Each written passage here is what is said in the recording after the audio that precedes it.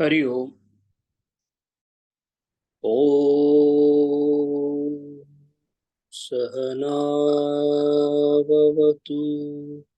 सहनौ भुनक्तु सह वीर्यं करवावहै तेजस्विनावधीतमस्तु मा विद्विषावहै।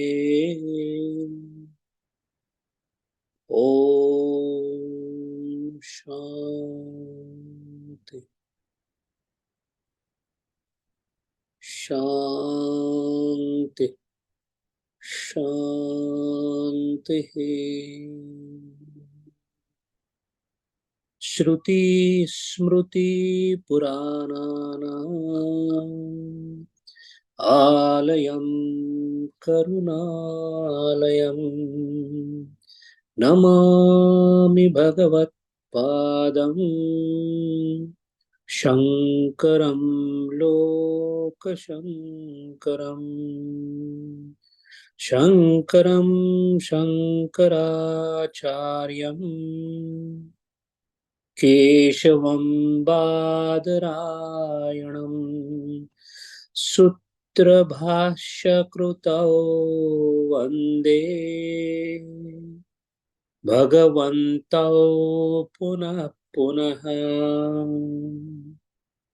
समस्तजनकल्याणे निरतं करुणामयम् नमामि चिन्मयं देवं सद्गुरुं ब्रह्मविद्वरम्। ॐ श्री चिन्मय सद्गुरवे नमः। हरि ओम. We are beginning with the second path of first adhyaya of Brahma Sutra Shankara Bhashya.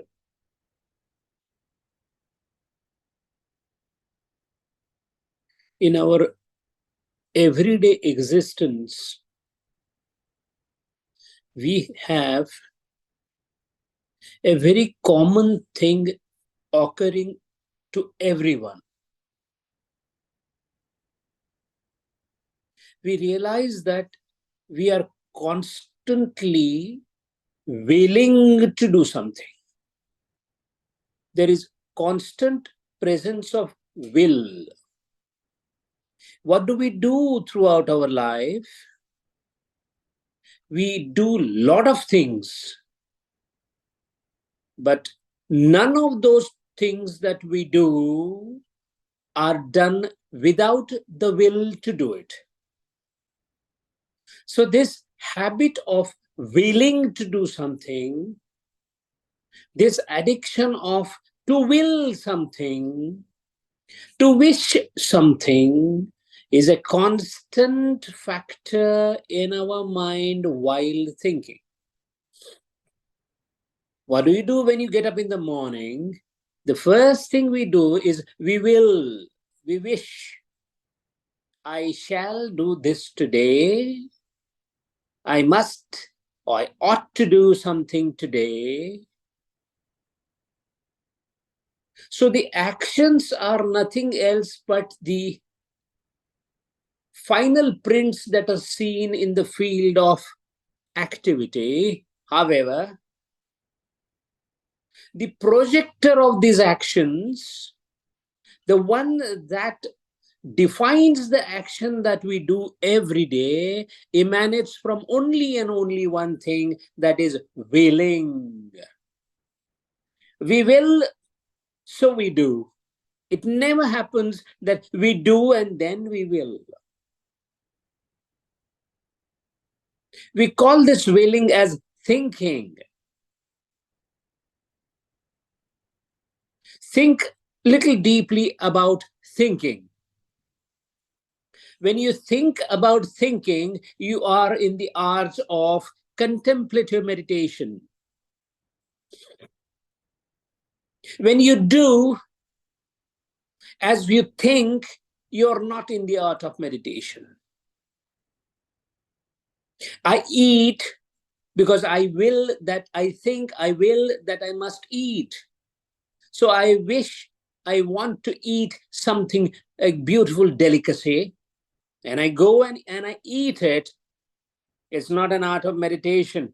It's not an art of contemplation, because it is simply a will effecting in an action. However, when thinking is done on the thinking, we are in the art of contemplative meditation. As the great thinker Aristotle said, thought, thinking itself is God. Think about this. Thought, thinking about itself is God, which means that we should always be thinking about the thinking. The question, however, is how do you think about the thought? And thinking about thought is thinking about the will, thinking about the desire, thinking about the wish in the mind. Think about the will and the wish of the mind. Since the mind is what you are, and the mind is what is your inner core, it is also called as introspection. You inspect the interiors of yours. And how do you inspect the interiors of yours is nothing else but you analyze what you're thinking about. Who is thinking? I am thinking. Who is that I who's thinking? Is my mind. Because if my operative part, if my thinking part is mind, that means when I say I think, it is the mind which is thinking. So the thinking organ is mind, and I'm made up of only my thoughts, so I'm made up of my mind.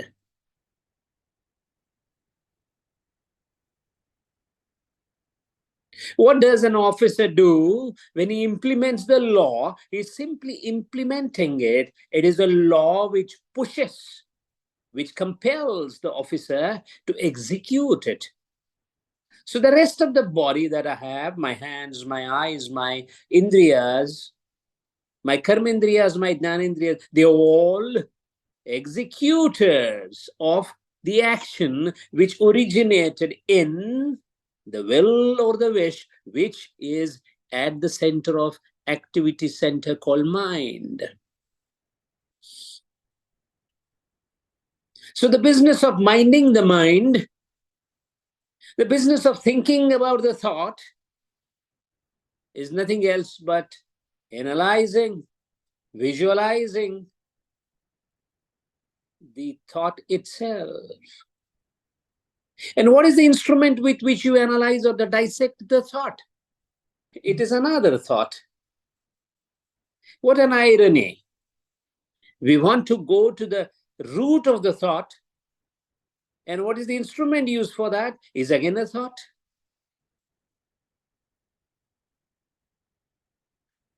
You want to think about the thinking, but you're doing the thinking with the thought again.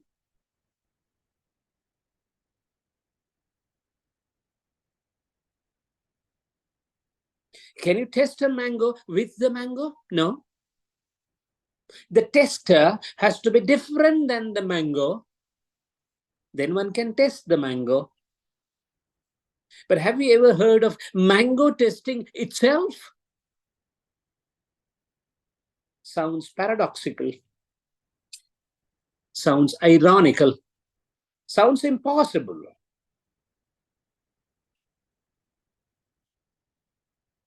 An actor can act, but an actor cannot think about his own acting while acting. That's where lies the master key of contemplative meditation. How do I think about the thought? How do I mind the mind? And that requires enormous amount of psychological adaptation. And the first prerequisite for that is when you think about the thought, you can only think about one thought. That means you cannot have multiple thoughts and think about it. You cannot be a rider on many horses. Thoughts are horses. And what compels a thought to emanate? It is the will, the desire. What is the difference between the will and a desire?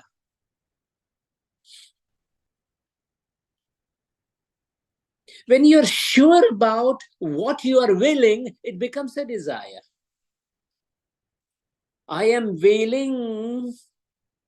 The sentence is not complete unless I say, I am willing about.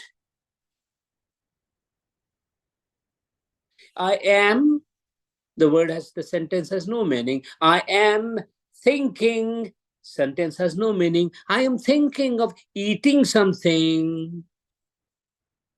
That means my thought has a direction to a target point. When a thought is there, when a will is there with the gantavya or the target in mind, it becomes a desire. I am thinking, and further, if there is a full stop, then you're thinking about the thought. I am thinking, if there's a comma thereafter, you're thinking about a desire.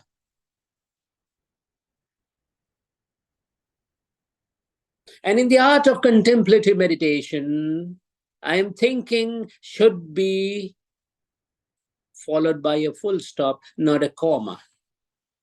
The basic prerequisite for contemplative meditation is I am thinking full stop. I am thinking about. That becomes a desire.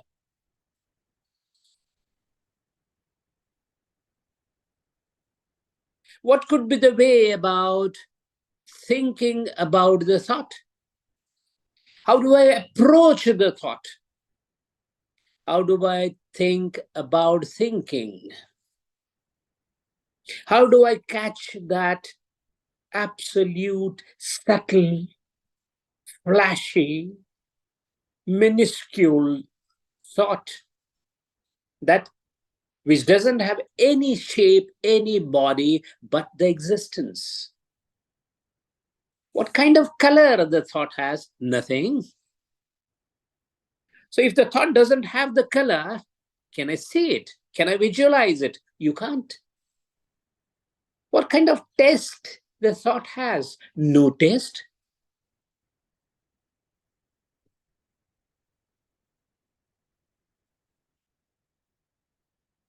What kind of sound does the thought produce? It has no sound. My ears can't help me.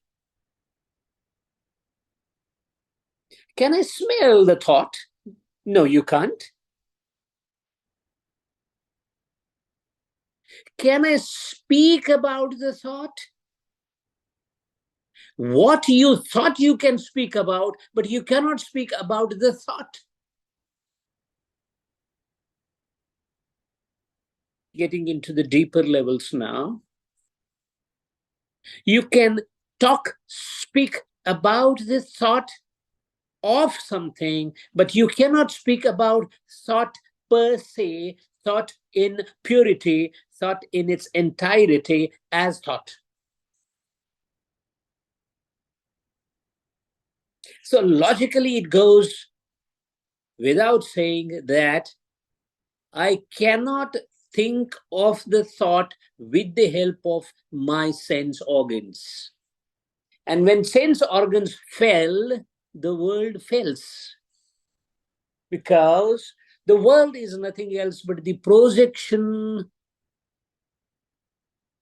gathered and garnered by the sense organs. That which gives me the sense of this world is the sense organ. And if none of the sense organs are able to think about the thought, that means thinking about the thought happens when the sense organs stop their functioning, because they're incompetent to think about the thought. If all the five sense organs are debarred from thinking about the thought, then who is that, or what is that with which we think about the thought? And that puts us back to the same place where the thought emanates. It is the mind where the thought emanates, and it is the mind where the thought is to be thought about. If you want to think about the thought, the place and the instrument both are same, and that is called mind. Manomaya, manomaya, manomaya. That's the only field. That's rather the field, Visheshanam, the field where the volcano is originating at the volcano site. So for the volcano to know what makes it erupt as volcano is the place. For the mind to know how the thoughts are produced, what is that will or non-desirable will, the will that hasn't converted itself yet into desire, the vritti that has emanated but not formed any particular shape,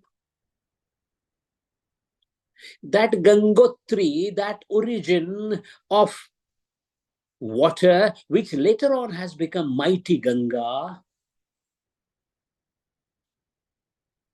that precisely is the place called mind, Manomaya.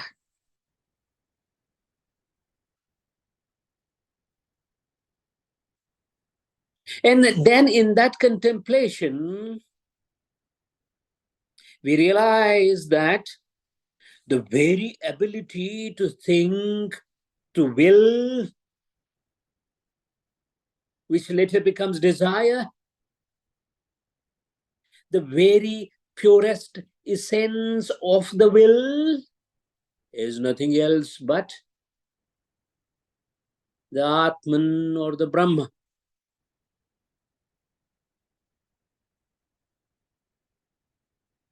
I, as an individual, have umpteen desires. Each individual has umpteen desires.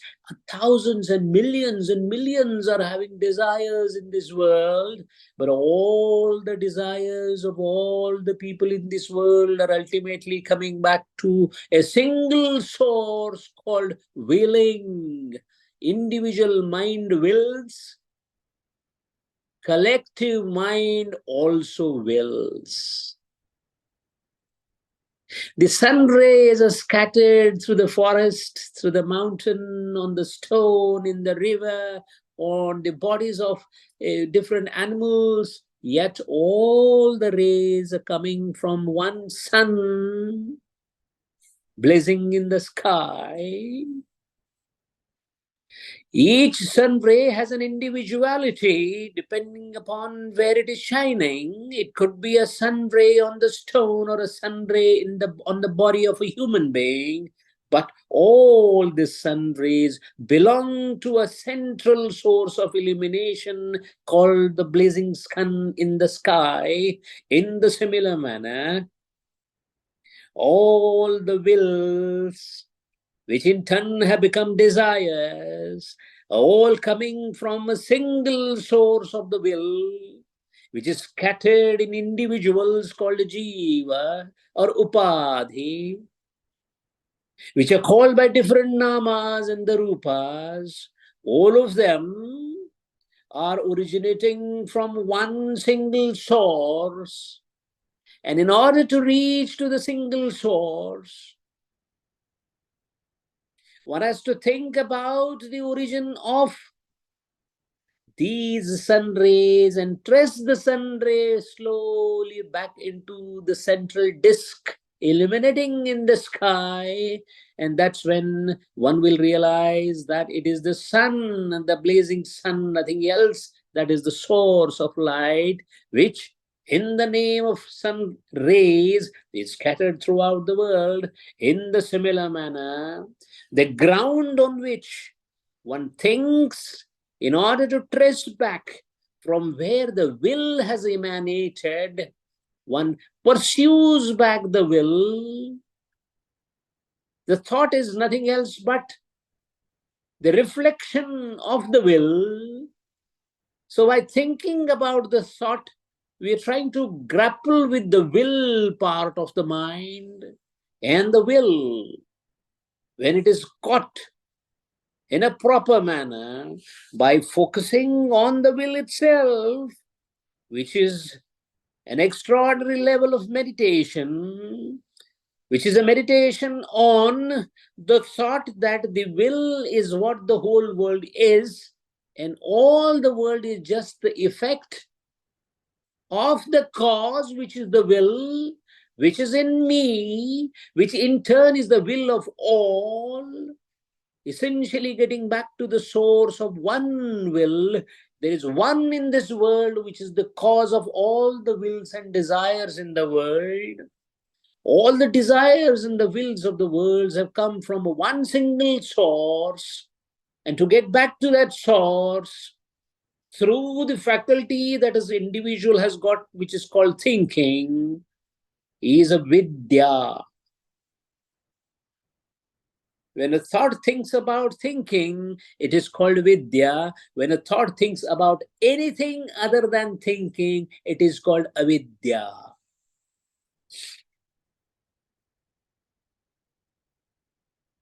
There are various ways of thought thinking about itself. Since there are various ways of going to the source or the cause of all these effects, the process of going from the effect to the cause, and it's not a single effect and a single cause of all the effects in the world. There is steam in the air, the water must be boiling. Boiling water is the cause of the steam, but that is one cause and one effect. We are not talking about that cause. That by which the water also boils and becomes steam, that by which the tree grows and becomes from a seed to the tree, that by which the wind blows and becomes a storm, that by which I feel satiated by eating the food, that by which I feel extremely happy by seeing something, that by which I become extremely sad after happening, that which makes the river flow, that which makes the tree blossom, that which makes the sun to give the light, that which has created this whole space, all those effects all have a common source, common cause. Tracing the common cause of all the effects is called vidya.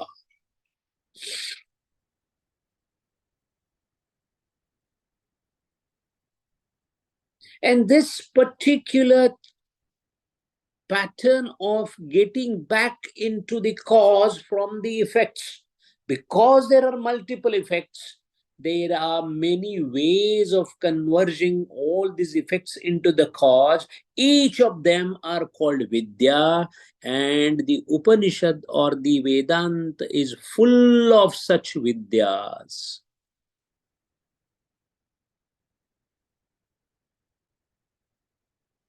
All Upanishads are plain and simply talking about only one thing: how to get to the cause from the effects.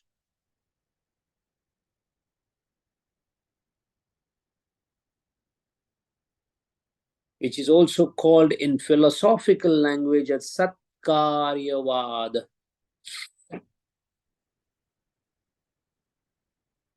Are these effects new things, or these effects just a conversion of a cause into an effect? Is the steam a new thing or just a water in the boiled form?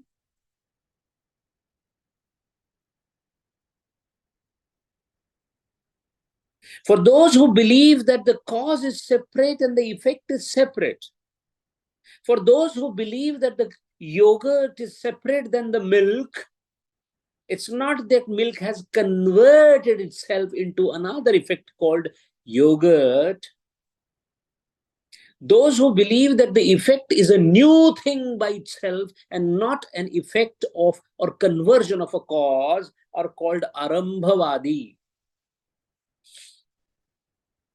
What has created this world?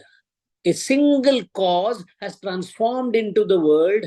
Those who believe this are called Satkaryavadi. Those who believe that all effects have emanated from a single cause. All this world has come from a single cause. They are called Satkaryavadi. While those who believe that no, the cause is different, the effect is different.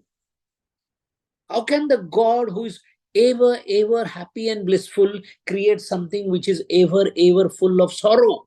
These are contradictory things. So effect is not from the cause, effect is new by itself. Arambhavad.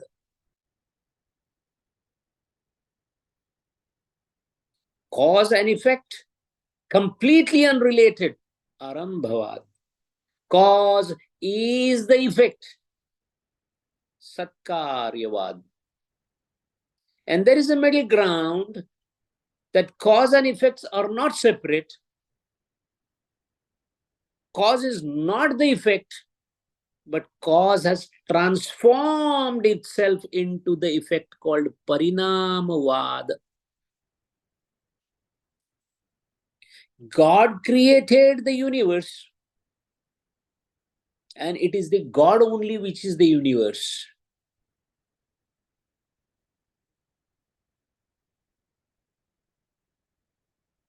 Nanak Maharaj, the Advaita Vedanti, he describes beautiful in his, he says, in Guru Granth Sahiba, he says, Jogi andar jogiya tu bhogi andar bhogiya. You haven't created anything, you are a yogi. Oh, you only created everything and you're enjoying it. Yogi andar jogiya tu bhogi andar bhogiya. Tud sansar upaya sir sir dhande laya. You only created everything and then organized it. So the whole world is none else than God itself. The one who is speaking right now, the one who is listening right now, the speech itself, the organ of speech itself, the organ of hearing itself, the word itself, the meaning of those words itself, all is God in a different form. So the effect is nothing else but the cause in a different form. When all effects are resolved into the cause, only cause remains. Gurudev has emphatically taught us this. And if that is the truth, if it is the effect that is going to resolve in the cause, and if I hold on to the effect properly, it should be possible for me to go to the root or the cause through the effect. This going from effect to the cause is called Vidya. Going from effect to the cause is called Vidya. And if I start analyzing individual effects, I shall get the Vidya, but it will be restricted to only that effect.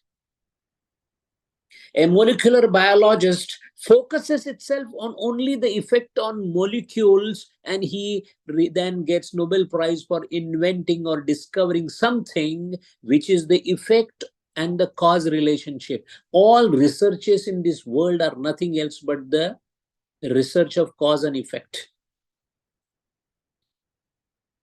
How do the subatomic particles behave? So the focus is on an effect called subatomic particle speed and its effects. And you get to know the cause of it. To that extent, it is an Vidya, but it is a limited Vidya to one singular effect, howsoever great and Nobel Prize winning it may be. But Yogi is the only person who tries to seek all the effects and their common cause, not one single effect.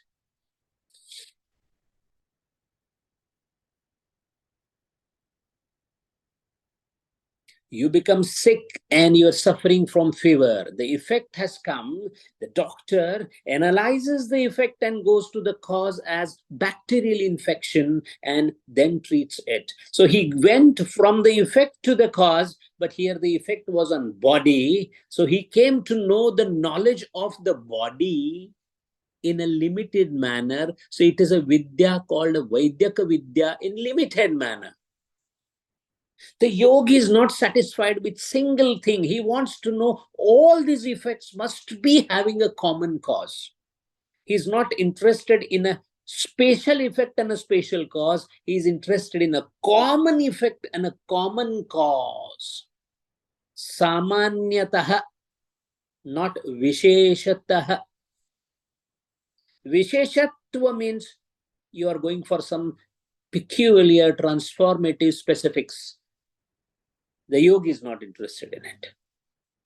So when they think about thought means you're not thinking about a thought of a particular effect and a cause, but you're thinking about all thoughts so as to know the origin of all thoughts. But this ability of thinking about all the thoughts at once is not something so common. You can't get it. Any Tom, Dick, and Harry cannot think of thoughts of all. I cannot even know your own thoughts. It requires enormous and extraordinary preparation to develop and inculcate a habit or a practice of thinking of thoughts of all, which needs enormous amount of focusing on the mind, not what is in the mind.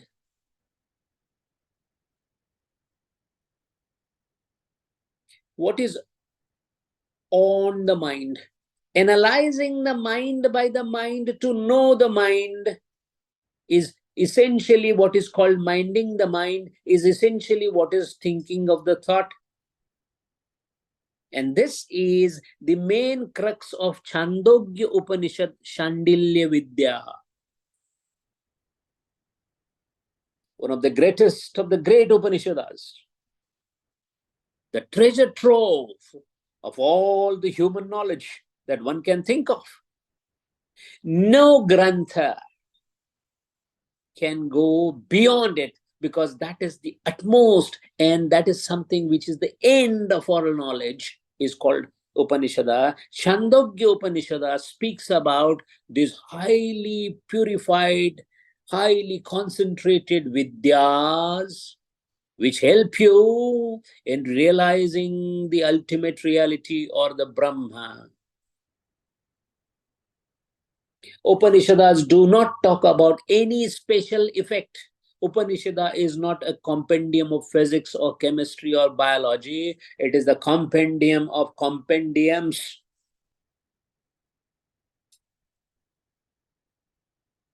Less exclusivists.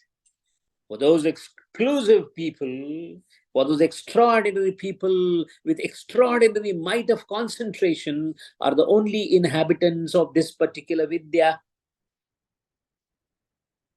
When a Shankaracharya speaks of his own realization and its experiences, he is relating himself quickly with what is there in the Chandogya Upanishad, while people like us, if we tomorrow attend a class on a quantum physics, we are all people who have never heard of quantum physics. For us, it will be just an evaporation of words coming from somebody's mouth, because nothing will penetrate in my brain, because I am not aware of physics at all. Leave apart the quantum physics. Similarly, what is discussed in Upanishads is an exclusive domain of those who had most purified mind and elevated Ritambara, The Vidya, to understand the Vidya and to contemplate in the similar manner as the mentioned Vidya is a prerogative of those who have reached that particular stage. That is why Athato Brahma Jidnyasa was for them. For me, I haven't reached yet Atha. However, being Punyavan, being the effect of the will that you and me must have in the earlier part of our life, that will of studying Brahma Sutra is getting fructified as an effect of the cause which was the will. Then what one should be willing? We should be always willing to know the will, meaning to know the Brahman itself, meaning to know the cause of the source of all the wills. When you get up in the morning, what do you will for? And Acharya knew about it, that none of us, when we get up in the morning, think about the Brahma, we think about our own world of sorrow and happiness. What do I do today in my office is the thought with which I am awake in the morning, while the Rishis are telling us that get up in the morning with the thought of Brahma. Pratasmarami Rudi Sanspurada Atma Tattvam. The morning should start with Atma Tattva thinking. In other words, the morning itself should start with a Vidya called Shandilya Vidya.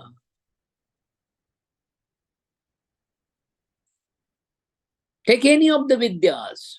One can take Vaishvanara Vidya. One can take Bhuma Vidya. One can think of Madhu Vidya. All these Vidyas are nothing else but the final frontiers to grapple the concept called Brahma, provided we first think, wish.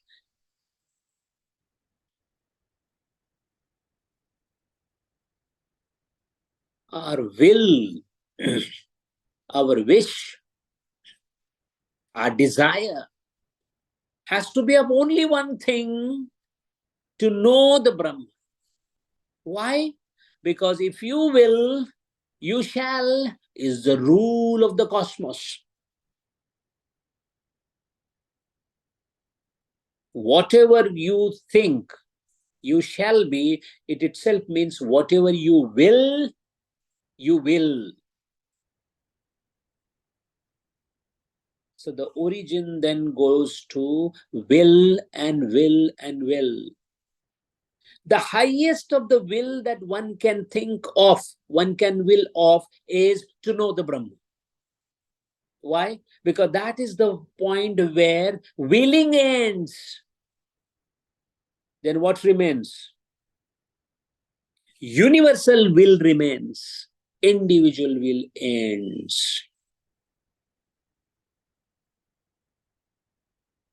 And to contemplate on that will is not easy. Why? You're thinking about the will, or you're thinking about the thought, but not of your own. You're thinking about the thought that encompasses thinking about everything that is existing. You're thinking about a thought that the space is also me, the wind is also me, all the individuals are me. And while thinking this, I am also in that all. That most difficult thing in meditation is not to meditate about something, but to think that what is being meditated upon is also me. The greatest difficulty the subject has is to think that the object itself is me. Because when the subject thinks about object as me, the subject-object difference is lost. And when subject-object difference is lost, where there can be any meditation possible? For meditation, you require two, but the meditation is to know that you are not two. Look at the irony. The meditator is thinking about meditation object, and what is the thought he is trying to pursue? That the object is not a separate object but me.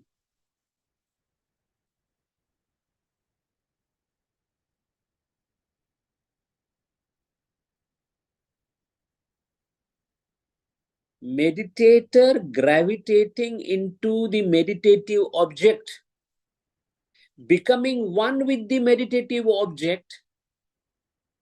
So meditation has an aim or goal.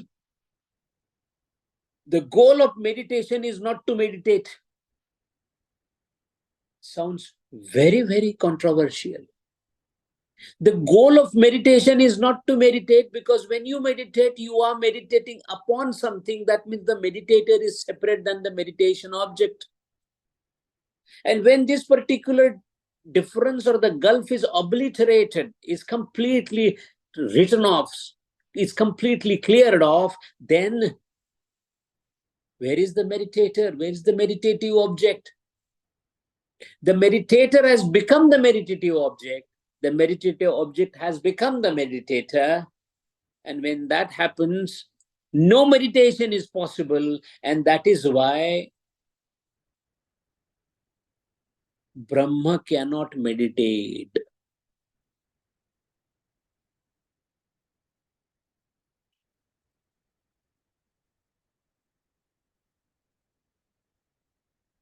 Lord cannot meditate. Why? Lord is the subject and the object. How the one who is neither the subject nor the object at the same time has become subject and object? Because if everything that we see in the cosmos is Lord himself, Lord himself is in smallest possible to the highest possible. In fact, there is nothing in this world without the Lord or the Brahma. That means there is no object for the Lord, because Lord himself is the object, Lord himself is the subject. And when the subject object is one, how then it can be different and the same at the same time?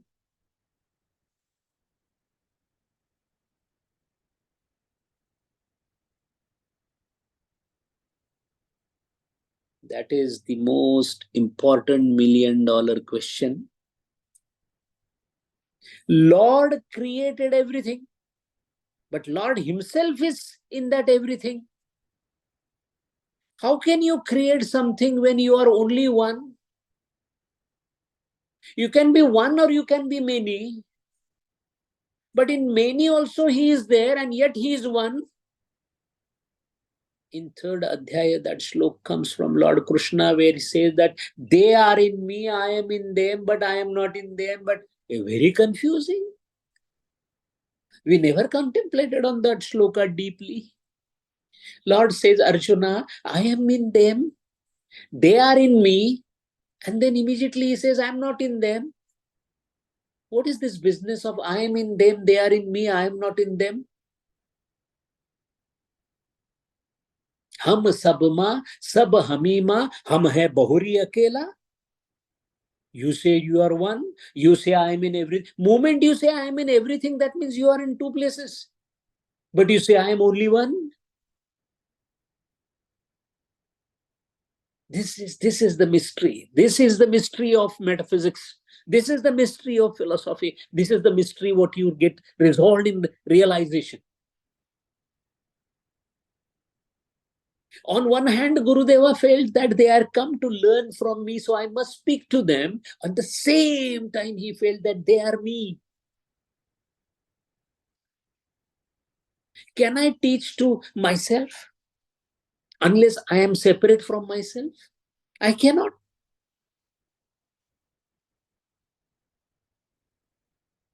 Can the mango say that I want to test the mango? You are the mango. How can you test yourself?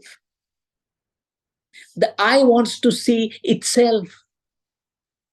You are what the vision is. The sun wants to know the source of light. You are the source of light.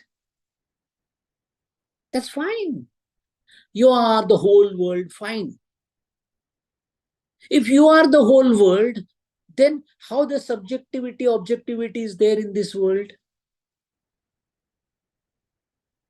Because the Lord himself says, those who worship me, I enjoy their mama bhakta me priyaha. Where is the bhakta when bhakta himself is Lord? How it can be then prayer? Being one and simultaneously being two, enjoying two-ness and not actually being two but one. Very confusing. Very deep thought. Radha is not different than Lord Krishna. Srimati Radharani and Krishna are one and the same. If they are one and the same, who does the Rasa Leela?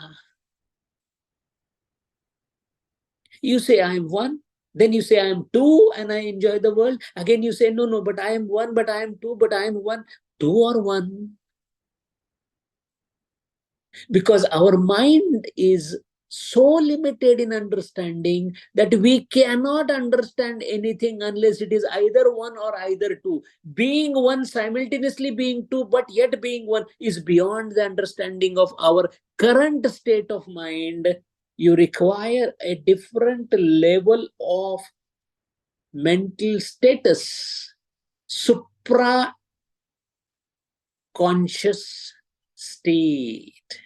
Limited consciousness modulated through the mind, through the vritti, cannot grapple this particular complexity where one has become many and many has become one and many are separate and they are same at the same time.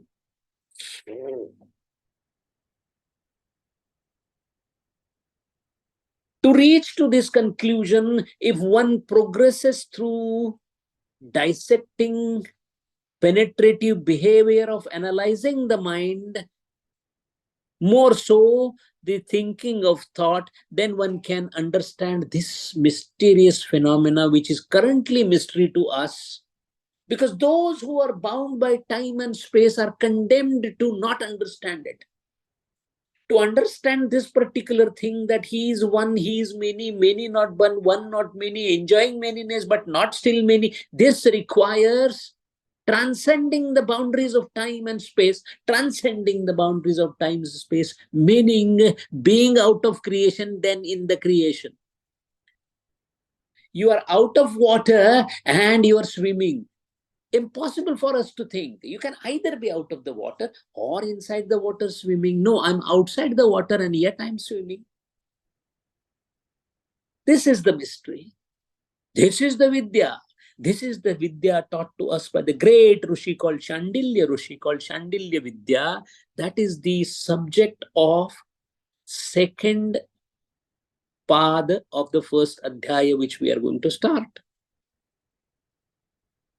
These Rishis, when they were contemplating the way we discussed so far, in that they realized that, oh, there is no mind.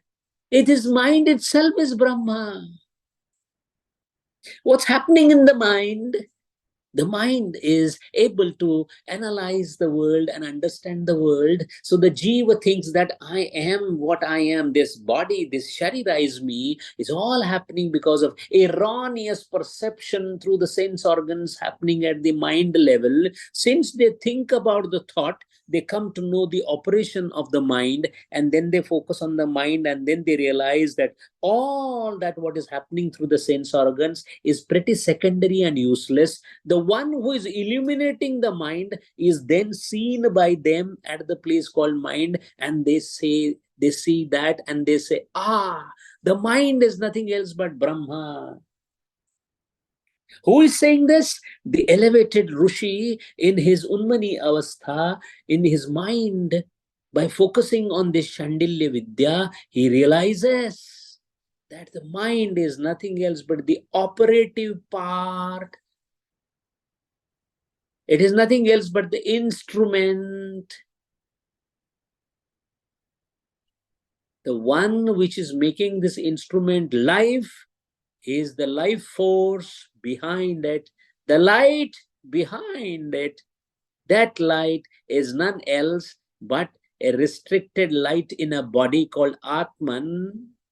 The same light is residing in everyone, and that is the time they'll see only the effulgent light in everybody. Everybody is operating based on that light. They are not concerned with what operations are happening, how individual minds are being interpreted by the jivas.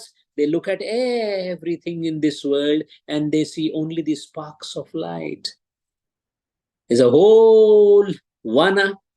Vana is one of the words given to the universe or the cosmos. The whole vana, cosmos, is nothing else but lights in action. Each light is performing an action based on his or her erroneous impression through the sense organs, and enjoying or not enjoying, they are not concerned with that.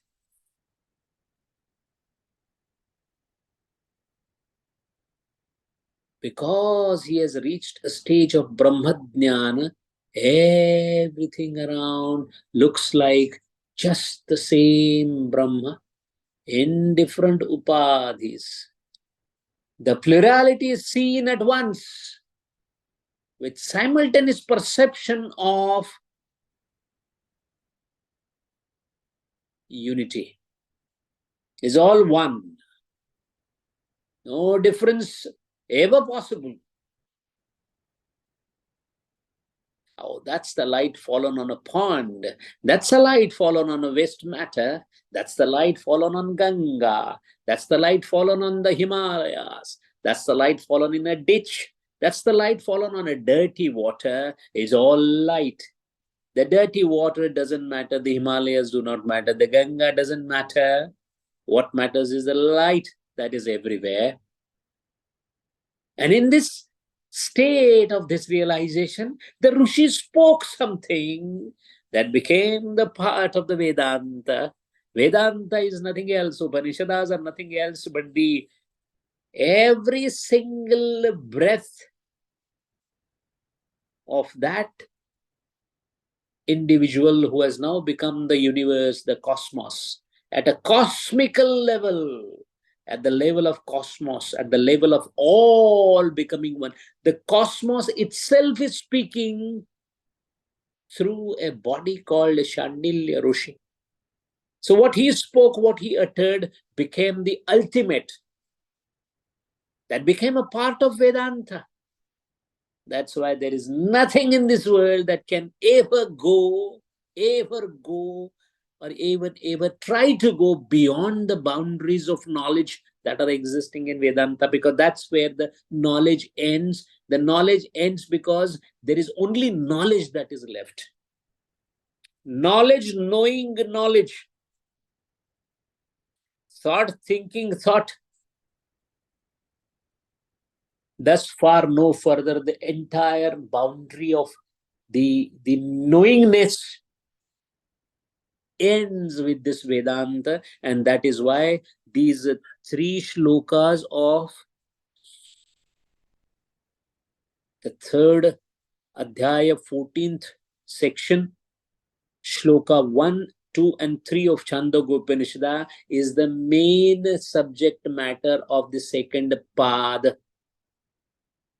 3 shlokas are there.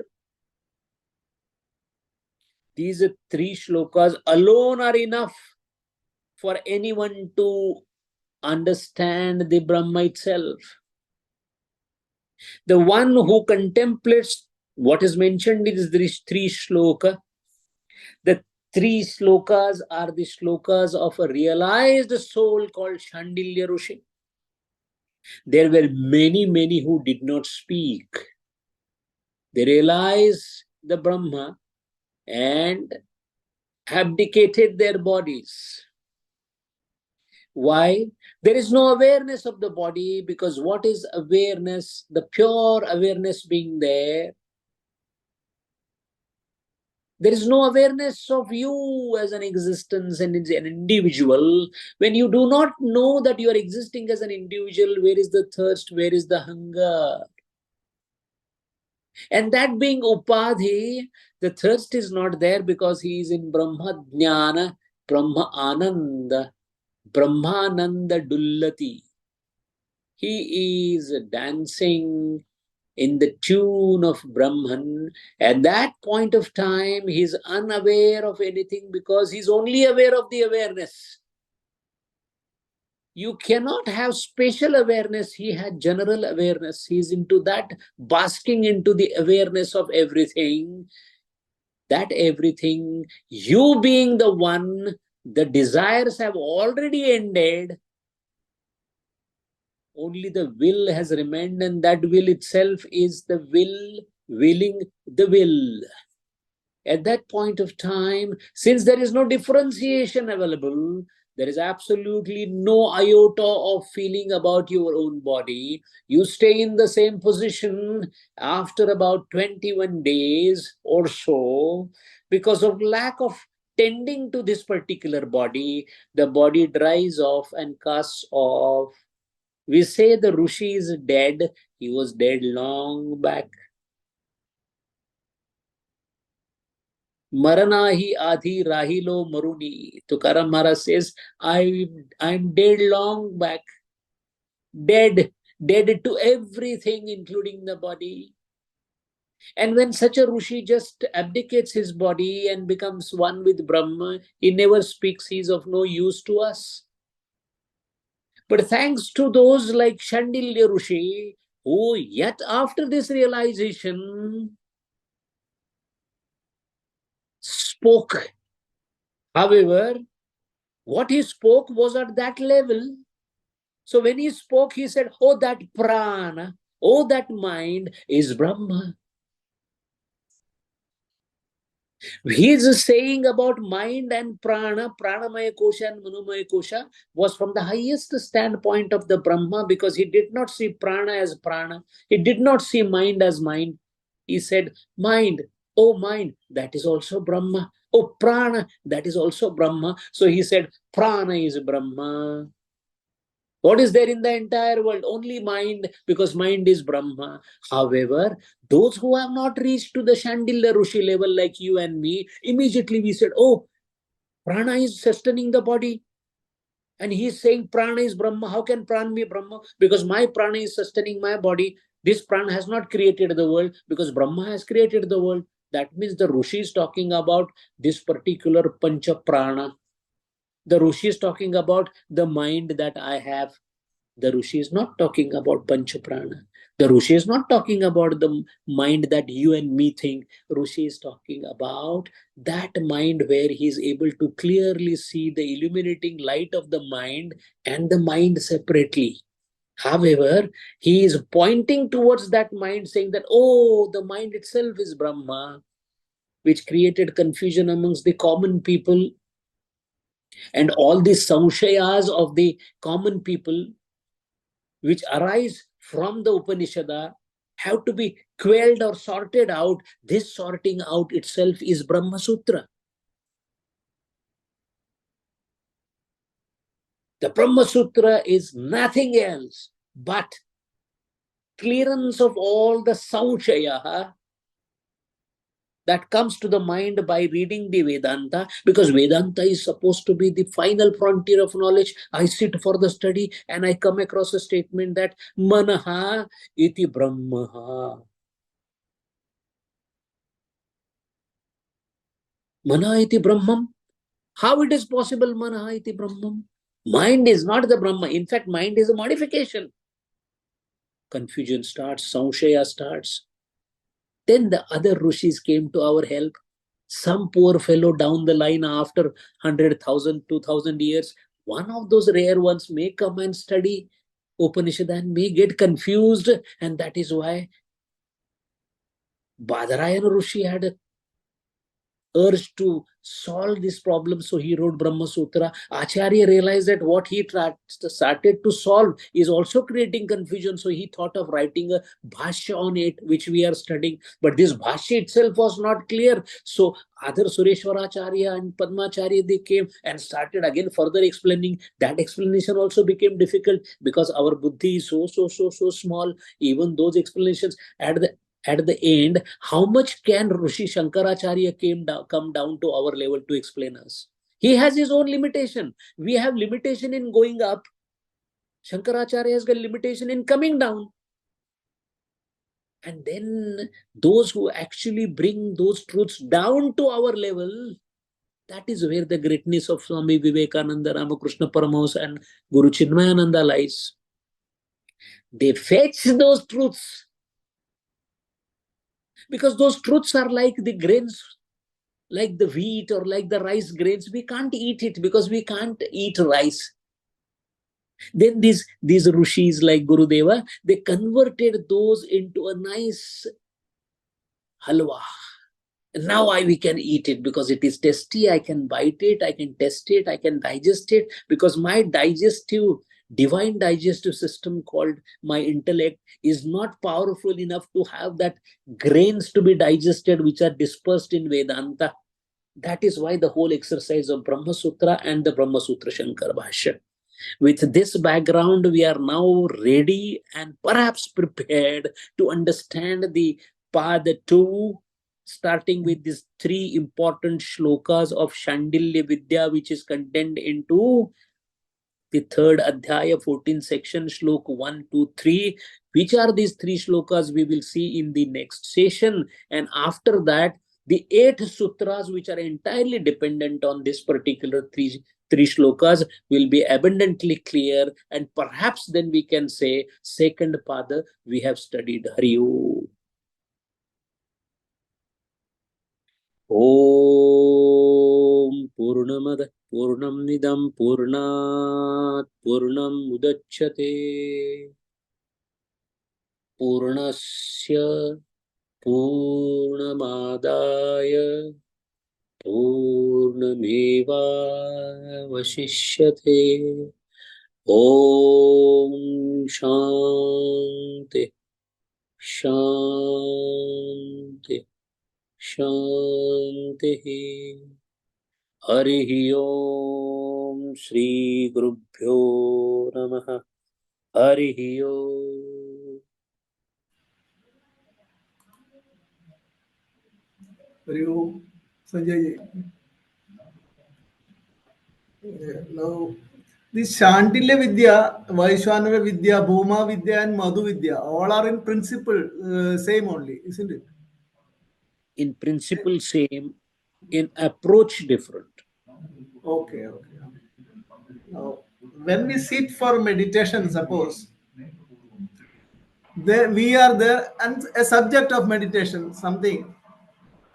So there is a wall between the say I. There is a wall between I and the subject. So initial task is to break that wall, isn't it? Yes. That Yes. has to happen automatically or naturally, isn't it? Yes. Yes. Right. Yeah, that is the In the second. beginning of meditation, we cannot think of we ourselves as meditator and meditative object. We cannot. So we essentially start from what we are used to.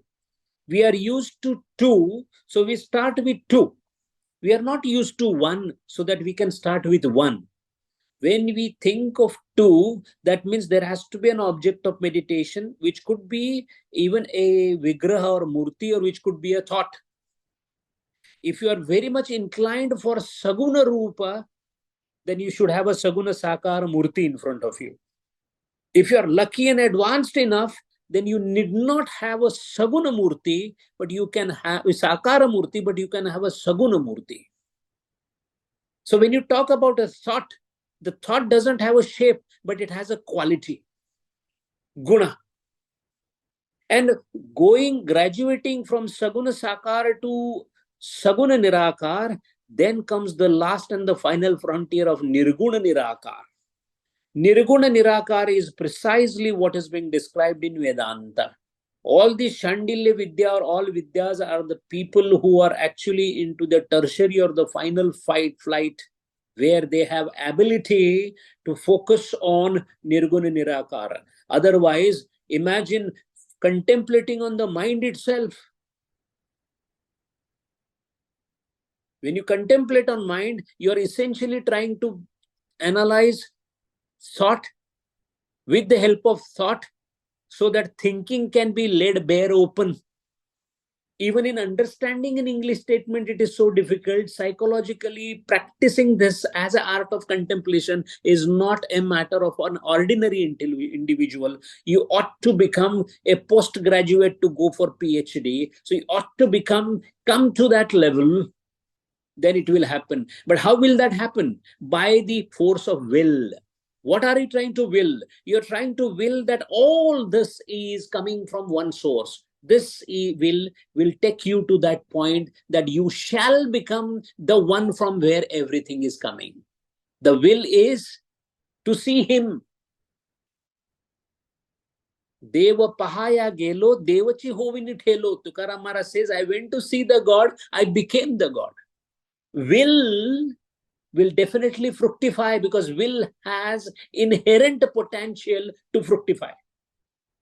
And you will in a manner so that the will gets fructified.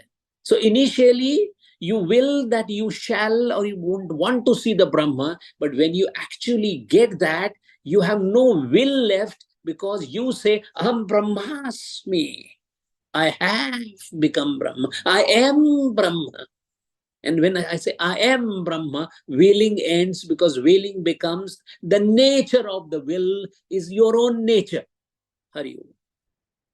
And there the all the questions once and for end, isn't it? Even the concept that the questions have ended doesn't come to you. Okay, thank you.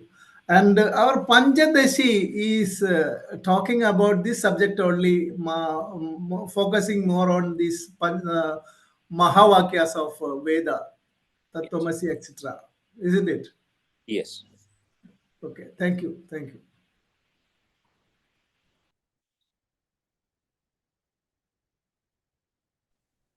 Hello. Yes. Just a small clarification I wanted. When we say that you become one with the Almighty, on which you contemplate, or you want to understand, is that the same example that Adi Shankaracharya in his Advaita Vedanta has given? It's like a earthen pot having this, the akash or the sky inside, and then when the earthen pot is broken, it becomes one with the universe, one with the sky.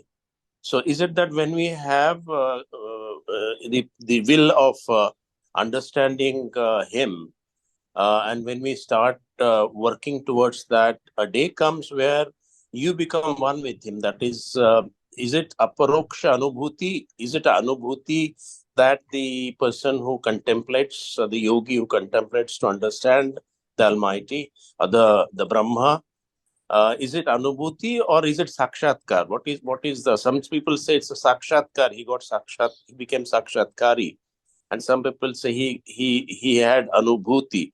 So I just confused between the two. When you become one with him, what is it? See, it's a very, very important question. You have started with two. You have started with, as a meditator, precisely having an idea that the meditative object is different than me. Even at the higher level of contemplative meditation called Vidya, like Shandilya Vidya, you are willing to analyze the thought or analyze him to know that he is the one which is existing everywhere. But this process of knowing, this process through which you go, you keep walking thinking that I am going to achieve something, thinking that I shall become something. So this thinking is continuing, and a point comes where you realize that you know more too, and simultaneously you realize that you don't realize. Me, I have become God is a feeling that comes at a point, at the same point you realize that I haven't become God because you are God. Knowing that I have become God and knowing that I am God, so I cannot become, both happen almost at same time. So it's a very peculiar point where You realize that, oh, you are the God. When you're on this side of that moment, it is called Sakshatkar. But the very next moment, rather at the same moment, it is called Eka Samaya Vachchede. Same moment, you know you are God, so you don't know that you have become God. So one point, if you micro-analyze that moment, on micro side of one side of that moment, you know you are becoming God. And the other side of that moment, you know that you haven't become God because you are God. So I am not God, I am becoming God, and I am God, I cannot become God. Be those two things happen almost simultaneously. So when you are on the other side, it is Anubhuti. When you are on this side, it is Sakshatkar. Sakshatkar and Anubhuti both are happening at almost same time. They are Eka Samaya Vachchede, because time is ending. When time ends, can you point out where it ended? Because where it ended, you don't know. Because you've gone beyond the time. One who is beyond the time cannot understand the time. One who is in time cannot understand what is beyond the time. So there is a borderline where, a very thin borderline, it is called like what happened to Buddha under the Bodhi tree. One fine night, full moon night, it happened. What happened? It happened. So that is why on this side it is Sakshatkar. I have got Sakshatkar before the breath could go over. You have become Anubhut also. And Anubhuta means you become one. Supposing that you take a lump of salt and put it in the water. When all the salt is dissolved, there is a point when salt is separate as salt, water is separate as water. But when it has already become complete water, there is one point where just 1 second before that it is salt, just 1 second after that it is water. So that point of movement, from the salt point Sakshatkar, from the water point it is Anubhuti. Both are Eka Samaya Vachchede. Hari Om.